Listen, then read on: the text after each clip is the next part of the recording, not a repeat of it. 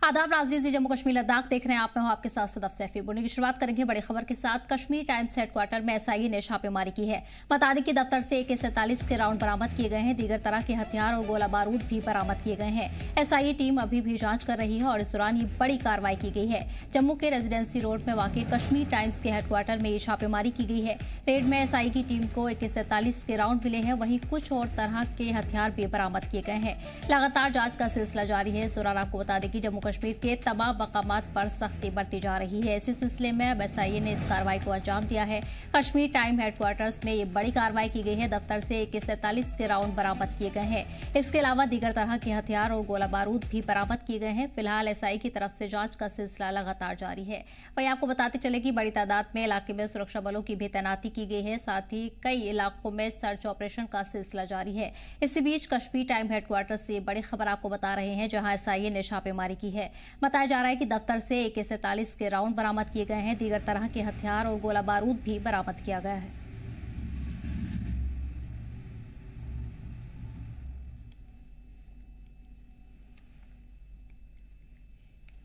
और वहीं आपको बता दें कि शोपियां जिले के अरहमा इलाके में सुबह एक दर्दनाक हादसा पेश आया। एक तेज रफ्तार टिप्पर ने लड़की को टक्कर मार दी, जिससे उसकी मौके पर ही मौत हो गई। महलूक लड़की की पहचान रोजी जान के तौर पर हुई है, जो चित्रागाम की रहने वाली थी। हादसा SPGM पैरामेडिकल और नर्सिंग कॉलेज के पास हुआ। पुलिस ने हादसे की जानकारी लेकर मामला दर्ज कर लिया है और आगे की जांच जारी है।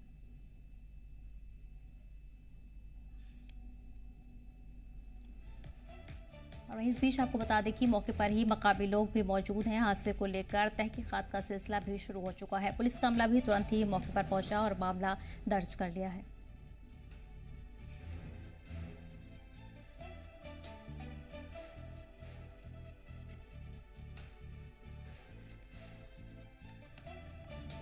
और वहीं कश्मीर से इस वक्त की बड़ी खबर आपको बता रहे हैं। कश्मीर टाइम्स हेडक्वार्टर में एसआईए ने छापेमारी की है, जहां दफ्तर से AK-47 के राउंड बरामद किए गए हैं। इसके साथ साथ दीगर तरह के हथियार और गोला बारूद भी बरामद किए गए हैं। फिलहाल एसआईए की तरफ से जांच का सिलसिला लगातार जारी है और बड़े पैमाने पर तहकीकात की जा रही है।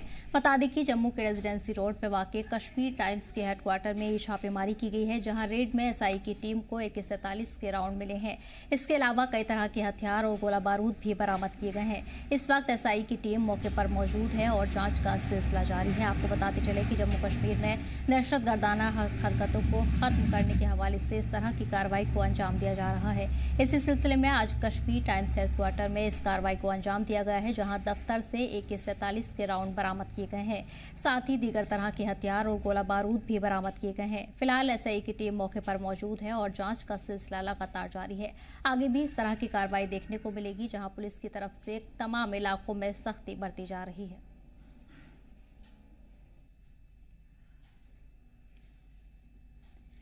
इसी पर खास जानकारी के लिए हमारे नुमाइंदे ख्वाहिश जुड़ गए हैं। ख्वाहिश, फिलहाल क्या कुछ डिटेल्स मिल रही है? कश्मीर टाइम्स के दफ्तर में ये बड़ी कार्रवाई की गई है, कई तरह के हथियार और गोला बारूद भी बरामद हुआ है। सदफ, मैं आपको थोड़ा करेक्ट कर दूं, यहाँ पर दरअसल जो एमुनिशन में मिला है वो एमुनिशन में AK-47 के कारतूस हैं। वहीं कुछ और टाइप का एमुनिशन है, यानी कि हम कह सकते हैं ये इसमें कोई वेपन्स नहीं है, लेकिन जो आप कह सकते हैं जो कार्ट्रिज या फिर आप जो बुलेट्स कह सकते हैं उसके शेल्स और कुछ और जो ग्रेनेड से जुड़ी हुई जो उसके आउटर जो शेल्स जो इससे जुड़ी हुई चीजें हैं, वो कुछ टाइप की चीजें जो है वो स्टेट इन्वेस्टिगेशन एजेंसी को कश्मीर टाइम्स के जम्मू मुख्यालय से वो मिली है। अभी भी वहां पर रेड जारी है। आपको बताऊं कि अर्ली मॉर्निंग सुबह ही रेड की गई थी और रेड में सबसे इनिशियल जो मामला था वो ये था कि रेडिकलाइज करने वाला और सेपरेटिस्ट को सपोर्ट करने वाला कंटेंट जो है वो कश्मीर टाइम्स जो है वो छापता है। लेकिन उसके बिना कंटिन्यू जब रेड जब चल रही थी और अंदर चीजों को तथ्यों को खंगाला जा रहा था, प्रूफ करेक्ट किए जा रहे थे, तो इस बीच ये तमाम चीजें जब मिली तो कहीं ना कहीं एकदम से जो है एजेंसी भी चौंक गई और उसके बाद पूरी जगह को जो है पूरी अच्छे ब्रीफली तरीके से जो है वो चेक किए जाने लग गया। तो उससे कई सारी छोटी छोटी और चीजें मिली, जैसे कि बताया जा रहा है कि AK-47 की जो बुलेट्स के शेल्स हैं वो मिले हैं। कुछ ग्रेनेड टाइप में जो इस्तेमाल होने वाली जो आउटर शेल्स की चीजें हैं वो मिली हैं। अब ये तमाम चीजें जो है ये आगे जांच के बाद पता चलेगा कैसी है, किस चीजों से लिंक्ड है, कब यहाँ पर आई थी, कहाँ किस चीज कहाँ से मेड है ये, तो ये सारी चीजें जो है आगे जाके पता चलेंगी। लेकिन मोर ओवर अभी ऐसा ही है कि रेड अभी भी जारी है, अभी भी टीमें अंदर है और कंटिन्यूस टीम जो है वो कश्मीर टाइम्स के मुख्यालय में बनी हुई हैं और हर एक चीज की बारीकी से समय जांच कर रही हैं। जी सदफ। ख्वाहिश इस दौरान ये भी जानना चाहेंगे कि लगातार जिस तरह देखा जा रहा है कश्मीर में इन दिनों सख्ती बढ़ती जा रही है और कई इलाकों में छापेमारी जारी है। इसी सिलसिले में कश्मीर टाइम्स में भी ये छापेमारी की गई है। क्या इस दौरान कुछ लोगों को भी हिरासत में लिया गया है, क्योंकि जो काबिल एतराज सामान है वो बरामद किया गया है और पुलिस की तरफ से जो सख्ती है वो आगे भी जारी रहेगी? इस तरह की जो रिपोर्ट से जानकारी वो सामने आ रही है। बिल्कुल सदफ, जो कश्मीर टाइम्स के यहाँ के जो मुख्यालय को किसी जुड़े हुए कुछ लोग हैं जो यहाँ के मुलाजिम हैं, उन्हें यकीनन एजेंसी ने अपने पास जो रखा है उनसे पूछताछ की जा रही है। हिरासत में भी उनको लिया जाएगा। क्योंकि बड़ी बात यह है कि उनके मुख्यालय, उनके ऑफिस से ये चीजें मिलना, और बड़ी बात यह है कि कश्मीर टाइम्स का जो ऑफिस है वो जम्मू के रेजिडेंसी रोड पे है। बहुत हाई प्रोफाइल ये इलाका है। सिर्फ 300 से 400 मीटर दूर सीएम रेजिडेंस है, तमाम कैबिनेट मिनिस्टर्स के रेजिडेंस वहां पर है, चीफ सेक्रेटरी का रेजिडेंस वहां पर है, डीसी मुख्यालय हार्डली आप कह सकते हैं कि लगभग 1 किलोमीटर के डिस्टेंस पे डीसी मुख्यालय भी है। तो ये तमाम इंस्टीट्यूशन वहां पर हैं। उसके अलावा नेशनल कॉन्फ्रेंस का ऑफिस पास में है। तो बड़े हाई प्रोफाइल एरिया में कश्मीर टाइम्स का ऑफिस है। कश्मीर टाइम्स सबसे पुराना अखबार है जम्मू कश्मीर का, और एक समय में इस अखबार की बहुत ज्यादा पॉपुलैरिटी थी, लेकिन धीरे धीरे करके इसकी सब्सक्रिप्शन गिरती गई, इसके जो रीडर्स थे वो कम होते गए। और ऐसे में इसका चाहे वो कश्मीर मुख्यालय वो ऑलरेडी 2020 से बंद है, और जो जम्मू मुख्यालय है वो भी हालांकि यहाँ से किसी तरह की पब्लिकेशन प्रिंटिंग नहीं होती थी, लेकिन फिर भी ऑफिस इनका ये था और कुछ स्टाफ लोग यहाँ पर बैठते थे। अब एजेंसी ये देखेगी कि किस तरह से ये तमाम चीजें हैं, और साथ ही साथ जो मेन एफआईआर जो अनुराधा बशीर के खिलाफ हुई है, जो इनकी प्रमुख है अखबार की, कि वो जो है वो कुछ ऐसा रेडिकलाइज करने वाला, सेपरेटिस्ट को सपोर्ट करने वाला कंटेंट जो है वो कश्मीर टाइम में छपता रहा है या उससे जुड़ी हुई चीजें छपती रही हैं। तो वो किस तरह की सपोर्ट थी, इवन की इनको जो फंडिंग होती है, इनके बैंक खाते हैं, उनकी भी जांच होगी। तमाम चीजों की जांच की जाएगी। ओवरऑल ये चीज अब और बड़ी हो गई है जब एमुनिशन से रिलेटेड जब चीजें इनके मुख्य ऑफिस से मिली हैं, तो यहाँ से चीजें और कंसर्निंग है। और अब ये देखना होगा कि कौन इस ऑफिस में लगातार आ जा रहा था। इससे रिलेटेड आसपास की सीसीटीवी खंगाले जाएंगे। अगर ऑफिस में सीसीटीवी लगे हैं उनकी फुटेज ली जाएगी, और हर तरह से जो है वो इसमें ऐसा ये जांच करेगी। मल्टीपल इसमें और भी एजेंसी जो है वो इन्वॉल्व हो सकती है आगे जांच के लिए। ये सदा बिल्कुल। तो आज जम्मू में ये बड़ी कार्रवाई की गई है और इसी के साथ जांच का सिलसिला और भी तेज हो गया है। ख्वाहिश तमाम जानकारी के लिए बहुत बहुत शुक्रिया। धन्यवाद। सुबह से ही स्टेट इन्वेस्टिगेशन एजेंसी की रेड जारी है। हमने पहले भी आपको एक खबर दिखाई थी। इस बीच बड़ी डेवलपमेंट हुई है। स्टेट इन्वेस्टिगेशन एजेंसी की टीम को कश्मीर टाइम्स के ऑफिस से AK-47 के कुछ राउंड्स और एमुनिशन जो है वो मिला है। आप देखेंगे सामने ये कश्मीर टाइम्स का जम्मू का ऑफिस है। फिलहाल यहाँ पर टीमें अभी भी मौजूद हैं। एक टीम यहाँ से जो अंदर से AK-47 के राउंड्स और एमुनिशन जो रिकवर हुआ है उसको यहाँ से लेके जा चुकी है, और अभी कुछ और टीमें अभी अंदर हैं और भी कुछ टीमें यहाँ पर लगातार पहुंच रही हैं। ओवरऑल ये काफ़ी बड़ी इस समय जम्मू की खबर बन गई है, क्योंकि अगर आप ये देखेंगे बड़ी व्यस्त रोड है रेजिडेंसी रोड की, और अगर मैं आपको इस ओर दिखाऊं, यहाँ से कुछ ही आप कह सकते हैं मीटर दूर जो है वो सीएम रेजिडेंस भी है। तो बड़ी हाई प्रोफाइल ये एरिया है। कई सारे कैबिनेट मिनिस्टर्स यहाँ पे रहते हैं, चीफ सेक्रेटरी का मुख्यालय भी यहीं पर है, सीएम भी यहीं पर रहते हैं, और जम्मू का बड़ा व्यस्त ये इलाका है। ऐसे में कश्मीर टाइम्स जो है वो जम्मू की सबसे पुरानी अखबारों में, जम्मू कश्मीर के सबसे पुराने पेपर्स में से आता है, और उनका ये जम्मू का ऑफिस है। और यहाँ पर जिस तरह से लगातार सुबह से ही SIA की रेड जारी है, अभी भी यहाँ पर कई सारे अधिकारी अंदर हैं। हर एक चीज़ के जो है जांच हो रही है। हालांकि आपको बता दूं कश्मीर टाइम्स के इस मुख्यालय से अब पेपर प्रिंट नहीं होता है, लेकिन उसके बावजूद भी यहाँ पर चीज़ें मिलना और यहाँ से इस तरह की चीज़ों को रिकवर करना एक बहुत बड़ी ये खबर इस समय बन गई है। एजेंसियों ने पूरी नज़र बनाई है, और स्टेट इन्वेस्टिगेशन एजेंसी इस समय इस पूरी घटना पे पूरी नज़र बनाए हुए है, और हर एक छोटे से छोटे तथ्य को जो है उसकी समय जांच की जा रही है। जी, जम्मू कश्मीर लद्दाख के लिए जम्मू से ख्वाहिश पटियाल की रिपोर्ट। और वहीं डीजीपी नलिनी प्रभात आज पुंछ दौरे पर पहुंचे। दौरे के दौरान हेलीपैड में SSP शफकत हुसैन और ASP मोहन शर्मा ने डीजीपी का जोरदार इस्तकबाल किया, जिसके बाद डीजीपी दीगर अफसरान के साथ पुलिस हेडक्वार्टर पहुंचे, जहां वो सभी सिक्योरिटी फोर्सेज, पुलिस, BSF के सीनियर अफसरान के साथ मिलकर हालत सतह ही मीटिंग की गई है।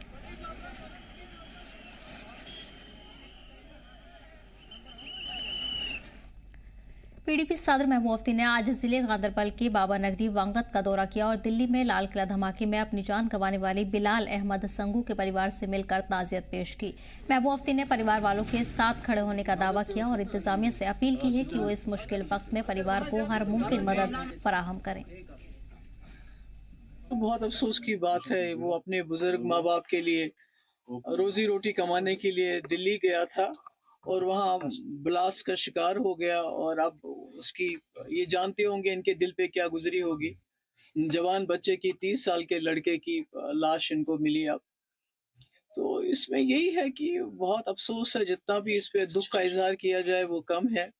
मैं उम्मीद करती हूँ कि ये बहुत गरीब घर है, आप देख रहे हैं क्या है इनके पास, और इसीलिए शायद वो दिल्ली भी चला गया था मजदूरी वगैरह करने के लिए। तो इनका खास ख्याल रखा जाना चाहिए, उसको तो वापस नहीं ला सकते हैं। आम आदमी पार्टी एमएलए महराज मलिक पीएसए केस में अभी भी जेल में बंद है। इसी को देखते हुए आप लीडर अमित कपूर ने जम्मू कश्मीर लद्दाख से खास बातचीत की। उनका कहना है कि ये मामला सिर्फ एक सियासी तनाज़ा नहीं है, बल्कि जमहूरियत और चुने हुए नुमाइंदों की आज़ादी का भी सवाल है। उनका कहना है कि पीएसए का गलत इस्तेमाल किया जा रहा है और एमएलए को इंसाफ मिलने तक उनकी कानूनी लड़ाई जारी रहेगी।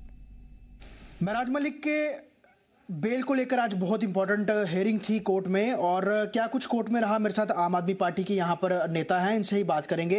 अमित जी, मुझे बताइए, आज हेयरिंग थी, बड़ी इंपॉर्टेंट थी और उम्मीद थी कि आज शायद महराज मलिक को बेल मिल सकती है। क्या कुछ कोर्ट में आज क्रम रहा और किस तरह से आप लोगों ने या फिर लीगल सेल ने जो आज दलीलें दी हैं? देखिए, आर्ग्यूमेंट स्टार्ट हो चुके हैं, कंटिन्यू रहेंगे। नेक्स्ट हेयरिंग 4 दिसंबर को है। तो हमें ऑनरेबल कोर्ट पे पूरा विश्वास है कि आने वाली जो 4 दिसंबर है, महराज मलिक साहब बाहर होंगे। क्योंकि देखिए, झूठ के पाँव नहीं होते। झूठ जितना मर्जी फैलाया जाए, झूठ में जितना मर्जी बदनाम किया जाए, अंत जो होता है वो सच्चाई का होता है। तो आने वाली जो 4 दिसंबर है, जो आर्ग्यूमेंट आज 1.5 घंटा आर्ग्यूमेंट चले हैं और जज साहब ने बड़े सलीके के साथ उसको सुना है पूरा। तो आने वाले जो 4 दिसंबर है कंटिन्यू रहेंगे। 1.5 घंटा आज आर्ग्यूमेंट चले। आप कह रहे हैं 1.5 घंटा आर्ग्यूमेंट रहे हैं, किस तरह से सरकार ने अपनी बात रखी है? आपके लीगल सेल ने क्या कुछ चीजें रखी है? देखिए, अभी तो जो डोजियर था वही डोजियर बताया जा रहा था, और जो एफआईआर्स लगाई गई थी वो एफआईआर्स बताई जा रही थी कि ये एफआईआर्स जो है वो जो 504 या फिर 351 जो भी वो लगाई गई थी, वो कोई 1 महीने की थी, कोई 2 साल की सजा थी, वो इस केस में बनती ही नहीं थी। तो वही डोजियर की एक बताया जा रहा था कि किस तरह डोजियर को एक प्री प्लान्ड एक जो पीएसए का प्रोग्राम बनाया गया था, वो हमारे लीगल सेल ने वहां पे बताया जज साहब को। तो अभी वो कंटिन्यू है आर्ग्यूमेंट्स। जो भी होगा ऑनरेबल कोर्ट पे हमें पूरा विश्वास है, और हमें उम्मीद है जो जनता की, जो जम्मू कश्मीर की आवाम जो दुआ कर रही है महराज मलिक साहब के लिए, क्योंकि महराज मलिक साहब जब बाहर आएंगे तो असेंबली में अगर आवाज कोई गूंजती थी तो वो महराज मलिक साहब की गूंजती थी। वही महराज मलिक जो है जिन्होंने डेली वेजर की आवाज उठाई, जिन्होंने यूथ की आवाज उठाई, जिन्होंने स्कूल मांगा, जिन्होंने हॉस्पिटल मांगा, और जो आज के टाइम की जरूरत है, तो वही महराज मलिक साहब का कहना था। और आने वाले कल में महराज मलिक साहब जो है 4 दिसंबर को जो आर्ग्यूमेंट जब कंटिन्यू जो होने हैं वो कंप्लीट होंगे, तो हमें उम्मीद है कि ऑनरेबल कोर्ट का जो फैसला है वो। लीगल सेल से अगर हम बात करें तो कितने लोग शामिल थे आपके आम आदमी पार्टी की तरफ से? आम आदमी पार्टी की लीगल की पूरी टीम शामिल थी, और हमारी जो कोर कमेटी है हमारी आम आदमी पार्टी की, वो भी सारी वहाँ पे शामिल थी। लगातार हम देख रहे हैं कि कई सारे हैशटैग भी चल रहे हैं, महराज मलिक के सपोर्ट में इनको रिलीज़ किया जाए। इवन कि कई बड़े पॉलिटिशियंस जो हैं वो भी इस तरह के हैशटैग्स को आगे बढ़ा रहे हैं। सरकार किस तरह से सपोर्ट कर रही है? पर्टिकुलर हम नेशनल कॉन्फ्रेंस की बात करें या फिर कांग्रेस की बात करें, किस तरह से वो महराज मलिक के सपोर्ट में अब आपको नजर आ रही है? देखिए, मैं आपको बता दूं कि चाहे जम्मू कश्मीर का कोई भी नेता होगा जो ईमानदार होगा, वो अपने कुली को कभी भी गलत नहीं बोल सकता। और खासकर ऐसे महराज मलिक साहब, ऐसा लीडर जो कि अवाम की आवाज उठाता था, जो लड़ता था सरकार से, जो लड़ता था अपोजिशन से कि लोगों की बात की जाए। ये असेंबली जो है ये जय श्री राम या फिर अल्लाह ताला के नारे लगाने के लिए नहीं है। ये असेंबली जो है वो लोगों की आवाज उठाने के लिए है। तो ये महराज मलिक साहब की एक इमेज थी। महराज मलिक साहब ने खुद कहा था, मैं एक एमएलए हूं, मैं लोगों की आवाज उठाने आया हूं, मैं किसी धर्म की राजनीति करने नहीं आया। तो इसीलिए महराज मलिक साहब को हिंदू भी पसंद करता था, मुस्लिम भी पसंद करता था, सिख भी पसंद करता था, ईसाई भी पसंद करता था। और वही शायद उनकी गलती भी वही थी, उनको जानबूझ के एक प्री प्लान्ड उनके लिए पीएसए बनाया गया और लगाया गया। जबकि पीएसए जो बना हुआ था, पीएसए एक जब कोई लकड़ी चोरी होती थी फॉरेस्ट में, तो उसके लिए बनाया गया था कि लकड़ी चोरी ना हो। पीएसए उसके लिए बनाया गया था। आज पीएसए का गलत इस्तेमाल करके एक एमएलए, चुनिंदा एमएलए पे अगर आप इस तरह उनको डिटेन करोगे, आज 3 महीने होने वाले हैं 8 दिसंबर को, तो आप सोचिए कि क्या एक मैसेज आएगा जम्मू कश्मीर की आवाम को। डरा हुआ माहौल है जम्मू कश्मीर का। ये आज बात करने से डरते हैं लोग। क्या सरकारें चेंज नहीं होंगी? क्या यही सरकारें रहेंगी? सरकार एक दिन आएगी, जबकि जम्मू कश्मीर की सरकार भी ये कहती है कि ये गलत पीएसए है। तो फिर मुझे बताइए कि जब सरकार की भी नहीं सुनी जा रही, एमएलएज की भी नहीं सुनी जा रही, तो फिर आप इलेक्शन करवाना बंद कर दीजिए। अभी बड़ा लोगों में ये ध्यान था, इस चीज़ पर चर्चा भी बड़ी थी कि बाई इलेक्शंस और राज्यसभा चुनावों के बाद हो सकता है महराज मलिक को जल्द जो है रिलीज कर दिया जाए। आज की तारीख पर भी बड़ा ज़्यादा फोकस था, तो एक आपको लग रहा था कि दोनों इलेक्शन के बाद कहीं ना कहीं जल्दी उनको जो है बेल मिल सकती है? देखिए, मैं आपको बता दूं कि महराज मलिक साहब का जो केस है वो स्पेशल केस है, वो एक आम पीएसए का केस नहीं है। महराज मलिक साहब एक चुनिंदा एमएलए हैं, एक कॉन्स्टिट्यूंसी को नहीं पूरे जम्मू कश्मीर को वो असेंबली में उनकी बात रखते थे, पूरी आवाम की बात रखते थे। तो ये केस एक स्पेशल केस है, तो ऑनरेबल कोर्ट ने भी इस चीज़ को स्पेशल में लिया हुआ है। तो ये मुझे पूरा विश्वास है ऑनरेबल कोर्ट पे कि आने वाले जो कंटिन्यू आर्ग्यूमेंट रहेंगे, तो आने वाले जो 4 दिसंबर है उसमें कोई ना कोई फैसला जो है वो महराज मलिक साहब के हक में आएगा। महराज मलिक तो खुद कठुआ जेल में है, उनकी गैर मौजूदगी में डोडा उनकी कॉन्स्टिट्यूंसी में किस तरह से कामकाज देख रहे हैं? क्या उनके पीछे किसको दायित्व दिया, या आम आदमी पार्टी किस तरह से उनके बिहाफ में वहाँ काम? महराज मलिक साहब के जो पीए हैं उनको फुल अथॉरिटी दी गई है पूरी पार्टी चलाने की। हमारे जासिर मलिक जी हैं, जासिर भाई जी हैं, जासिर मट्टू जी, उनको कोऑर्डिनेटर बनाया है महराज मलिक साहब ने पूरे जम्मू कश्मीर की। इस टाइम आम आदमी पार्टी अगर कोई चला रहा है तो जासिर मट्टू जी और हमारे पीए जो हैं महराज मलिक साहब के, उनको फुल अथॉरिटी है। और आप देखिए, एक पहला एमएलए ऐसा है जिसने पूरे ट्रांसपेरेंसी तरीके के साथ पूरे फेसबुक पे उन्होंने चलाया कि मेरे जो फंड्स हैं वो यहाँ यूज़ किए जाएं। बताइए, आज तक किस एमएलए ने, किस मिनिस्टर ने, किस लीडर ने, किस एमपी ने आज तक ये बात की हो, ट्रांसपेरेंसी रखी हो अपने फंड्स में? नहीं रखते, क्योंकि महराज मलिक साहब कहते हैं कि हमारा काम है जो लोगों का पैसा है उसको लोगों तक पहुंचाना, लोगों तक डिलीवर करना। यही होता है एक लीडर का फर्ज, जो महराज मलिक साहब हमेशा निभाते आए ईमानदारी से, और वो आगे भी चलते रहेंगे। अब आपको उम्मीद है कि अगली हेयरिंग में बेल हो सकती है, या फिर ये अभी और लंबा चलेगा प्रोसीजर की लोग बड़ा इंतजार कर रहे हैं? अगर देखा जाए तो ये तो ऑनरेबल कोर्ट का जो भी फैसला रहेगा हमें मंजूर होगा, लेकिन अगर हम जो आर्ग्यूमेंट चल रहे हैं, जो भी आज 1.5 घंटा आर्ग्यूमेंट हुए, उस हिसाब से हमें जो उम्मीदें हैं, और उम्मीदें हमारी इस टाइम मतलब कि जाग चुकी हैं, पूरे जम्मू कश्मीर की आवाम की उम्मीदें जाग चुकी हैं कि जल्द ही महराज मलिक साहब बाहर होंगे, और 4 तारीख जो दिसंबर की जो उन्होंने डाली है, आर्ग्यूमेंट कंप्लीट होंगे तो फैसला बहुत जल्द आएगा। और मुझे उम्मीद है कि इस बार जो जीत है वो सच्चाई की होगी, और हमेशा होती रही सच्चाई की। तो साफ तौर पे आज एक बहुत इंपॉर्टेंट हेयरिंग थी, और आज की हेयरिंग के बाद अब 4 दिसंबर अगली डेट है, लेकिन ये माना जा रहा था कि आज हो सकता है कि महराज मलिक को बेल मिल जाए। लेकिन जिस तरह से चाहे वो डोजियर पर लगभग 1.5 घंटे चर्चा करनी हो, या फिर इसी तथ्यों को लेकर आगे कोर्ट में सारी बात चल रही हो, और मोरओवर जल्दी जल्दी जो अब प्रोसीजर है वो आगे बढ़ भी रहा है, तो उम्मीद आम आदमी पार्टी यही जाग रही है कि कोर्ट जो है वो आम आदमी पार्टी और आम लोगों की, डोडा के लोगों की सुनेगा, और उनके विधायक को जल्द से बेल मिलेगी ताकि वो बाहर निकल के लोगों के कामकाज कर सके। जी, जम्मू कश्मीर लद्दाख के लिए जम्मू से ख्वाहिश पटियाड़ की रिपोर्ट। वहीं सांबा में बड़ा सड़क हादसा होते होते टल गया। लोडेड ट्रक जो कठुआ से जम्मू की ओर जा रही थी, ट्रक बेकाबू होकर दुकान में घुस गया। हालांकि दुकानदार बाल बाल बच गया, ट्रक ड्राइवर मौके से फरार हो गया है।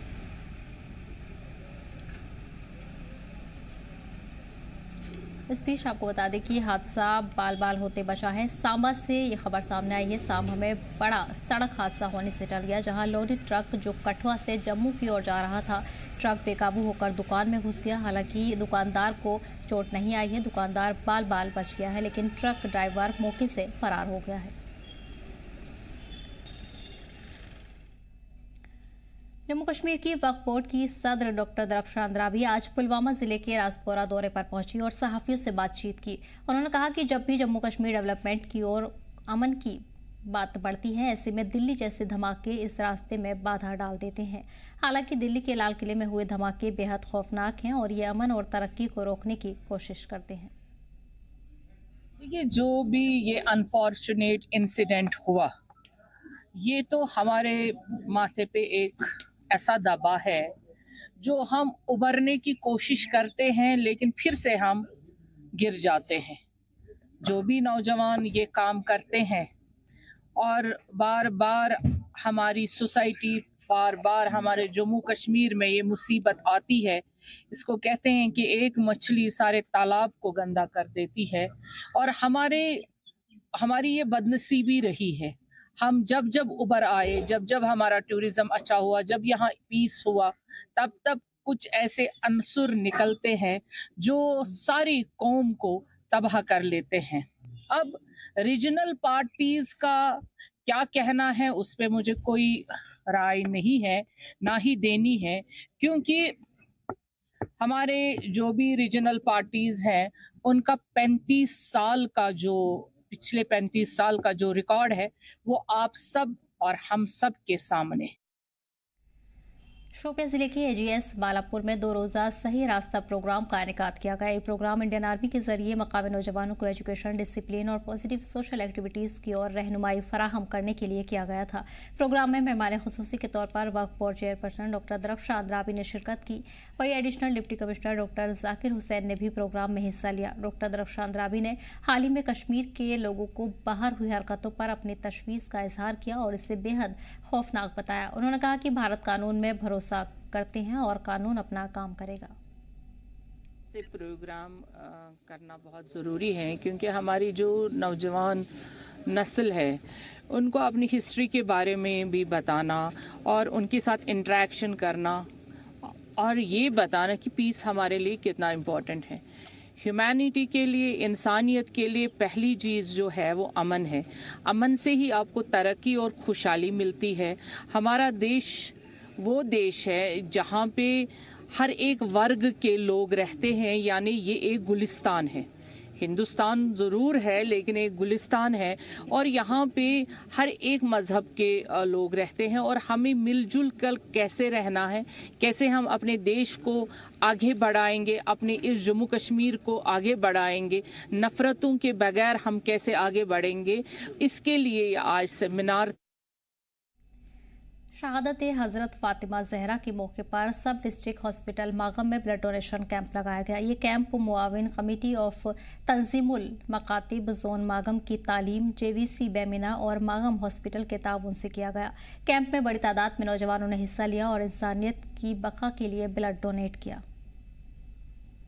कल तो सबको पता है कि एक्सीडेंट्स की रेट कितनी ज़्यादा बढ़ती है एंड ब्लड को लाइफ माना जाता है, ब्लड इज़ लाइफ। मैं इन सबका शुक्रगुजार हूँ कि इन्होंने ये आए, इन्होंने अपना कीमती टाइम निकाला और SDH मागाम में ब्लड दिया।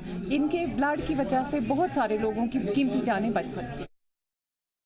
Around 60 donors have been registered with us, and including male donors, including female donors have also donated blood. This blood will be utilized for pregnant ladies, cancer patients, road traffic accidents, including sick patients in ICUs and patients on ventilators, including pediatric patients. तो जनाब ज़हरा सलाम अलैहा का फरमान है वल इन्फाक फ़ी सबीलिल्लाह, इंसान को अल्लाह की राह में इन्फाक करना चाहिए, चाहे वो खून की सूरत में हो या किसी भी सूरत में हो। लेकिन सबसे बेहतरीन जो अतिया है वो खून का अतिया है, ताकि किसी की ज़िंदगी बच सके। और किसी की ज़िंदगी बचाने के लिए इंसान को डॉक्टर होना ज़रूरी नहीं है, इंसान किसी को खून देकर बचा सकता है। इसके मानवी फ़वाइद भी है और कुछ ऐसे फ़वाइद हैं जिससे इंसान बच सकता है। आज मैं पहली बार किसी ऐसे ब्लड डोनेशन कैंप में आया हूँ, तो मुझे बहुत ज़्यादा खुशी हो रही है। तो अल्लाह ताला के करम से मतलब जो यहाँ पे इंतज़ामात थे वो भी बहुत अच्छे थे, मुझे बहुत अच्छा लग रहा है, बहुत ज़्यादा खुशी महसूस हो रही है। इंसान को सबसे ज़्यादा खुशी तभी मिलती है जब वो उसको लगे कि वो इंसानियत के लिए कुछ कर रहा है। तो बाय डोनेटिंग ब्लड एक इंसान ह्यूमैनिटी की तरफ अपना जो उसका जो फ़र्ज़ है वो निभाता है ब्लड डोनेशन के ज़रिए, तो इंसान को बड़ी खुशी मिलती है। मेरी गुजारिश रहेगी कि जिसने नहीं किया है अभी तक तो उनको करना चाहिए, एक बार करके देखें, इंशाल्लाह खुशी ही होती है। फ़ायदे की बात करें, इसमें बहुत से फ़ायदे हैं। एक तो अगर देखा जाए जो डोनर होता है इसको अपने भी फ़ायदे हैं। खून जो अतिया देता है, एक तो ये इसके जिस्म से जो भी मसलन बीमारी होने का खदशा होता है वो कम होता है, दूसरे इसे जहनी सुकून भी मिलता है। माशरे में भी इसके बहुत से फ़ायदे हैं। खून देने से किसी की भी जान बच सकती है। फ्लाइट्स 14 में इतना ही। मदीजी इजाज़त, देखते रहिए।